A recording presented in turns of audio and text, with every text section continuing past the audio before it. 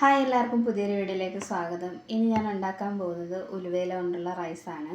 അപ്പോൾ ഉലുവേല കുറച്ച് കഴുകി എടുത്തിട്ടുണ്ട്. പിന്നെ ഇതിലേക്ക് ചേർക്കാനായിട്ട് ഞാനൊരു വലിയ സവാള അരിഞ്ഞെടുത്തിട്ടുണ്ട്. പിന്നെ ഇതിലേക്ക് ചേർക്കാനായിട്ട് കുറച്ച് മല്ലിയില, പുതിനയില, ഇത് രണ്ടും കൂടി നന്നായിട്ട് കഴുകി എടുത്തിട്ടുണ്ട്. പിന്നെ 2 തക്കാളി, കുറച്ച് ഇഞ്ചി, വെളുത്തുള്ളി, 2 പച്ചമുളക്, ഇത് ഇത്രയും കൂടി നന്നായിട്ടൊന്ന് അരച്ചെടുക്കാം. അതിനുശേഷം ഞാനിവിടെ 1 ഗ്ലാസ് അരിയാണ് എടുത്തിട്ടുള്ളത്. പിന്നെ നമ്മളിതിലേക്ക് ചേർക്കാനായിട്ട് ഒരു വലിയ വയണയില എടുത്തിട്ടുണ്ട്. പിന്നെ ഒരു തക്കോലം, 2 കറുവപ്പട്ട, പിന്നെ ഒരു 3 ഏലക്ക എടുത്തിട്ടുണ്ട്. കുറച്ച് അണ്ടിപ്പരിപ്പ് എടുത്തിട്ടുണ്ട്. അപ്പോൾ റൈസ് ഉണ്ടാക്കാനായിട്ട് കുക്കർ വെച്ച് അതിലേക്ക് ഞാൻ സൺഫ്ലവർ ഓയിലാണ് ഒഴിച്ച് കൊടുത്തത്. ഇതിൽ വേണമെങ്കിൽ ഒരല്പം നെയ്യ് ചേർക്കാം, അല്ലെങ്കിൽ നെയ്യിൽ തന്നെ നമുക്കിതുണ്ടാക്കാം. അപ്പോൾ അതിന് ശേഷം നമ്മൾ എണ്ണ ചൂടായതിന് ശേഷം അതിലേക്ക് തക്കോലും ഏലക്ക എല്ലാം കൂടി ഇട്ട് കൊടുക്കുന്നുണ്ട്. അതൊന്ന് ചൂടായി വരട്ടെ. അപ്പോൾ ഇത് ചൂടായതിന് ശേഷം നമ്മൾ അതിലേക്ക് അണ്ടിപ്പരിപ്പ് ചേർത്ത് കൊടുക്കുന്നുണ്ട്. ഇനി അണ്ടിപ്പരിപ്പ് ഒന്ന് മൂത്തതിന് ശേഷം നമുക്കിതിലേക്ക് സവാള ചേർത്ത് കൊടുക്കാം. അപ്പോൾ അണ്ടിപ്പരിപ്പൊക്കെ മൂത്തിട്ടുണ്ട്. അതിലേക്ക് ഞാൻ സവാള ചേർത്ത് കൊടുക്കുന്നുണ്ട്. ഇനി ഈ സവാള ഒന്ന് വഴറ്റിയെടുക്കാം.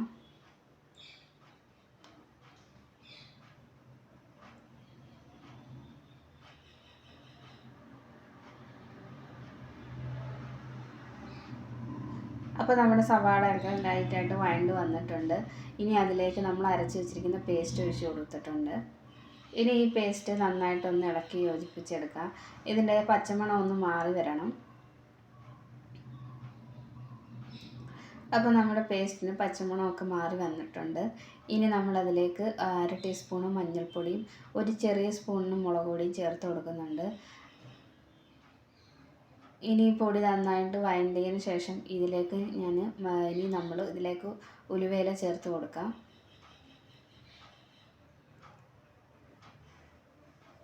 അപ്പോൾ ഉലുവേല ചേർത്തതിന് ശേഷം നന്നായിട്ട് ഇളക്കി കൊടുക്കാം. ഇനി ഈ ഇലയൊക്കെ വാടിയതിന് ശേഷം നമ്മളിതിലേക്ക് അരി ചേർത്ത് കൊടുക്കാവുന്നതാണ്. അപ്പോൾ ഇലയൊക്കെ വാടിയിട്ടുണ്ട്. ഇനി നമുക്കിതിലേക്ക് അരി ഇട്ട് കൊടുക്കാം. അരി ഇട്ട് കൊടുത്തിട്ടുണ്ട്. ഇനി ഇത് നന്നായിട്ട് ഇളക്കി യോജിപ്പിച്ചെടുക്കാം.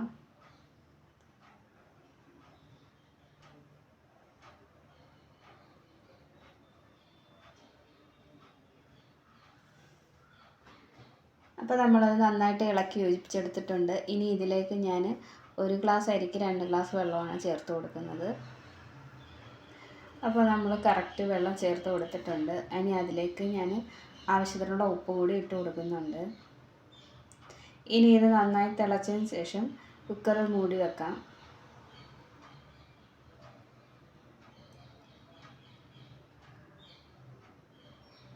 അപ്പോൾ നമ്മൾ നല്ല തിള വന്നിട്ടുണ്ട്. ഇനി കുക്കർ മൂടി വെച്ച് 3 വിസിലിന് ശേഷം നമുക്കിത് ഓപ്പൺ ചെയ്യാം.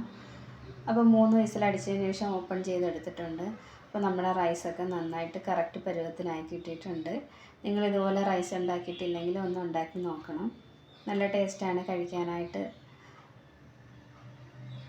അപ്പോൾ എൻ്റെ വീഡിയോ പുതുതായിട്ട് കാണുന്ന ആരെങ്കിലും ഉണ്ടെങ്കിൽ ചാനലൊന്ന് സബ്സ്ക്രൈബ് ചെയ്ത് സപ്പോർട്ട് ചെയ്യണം.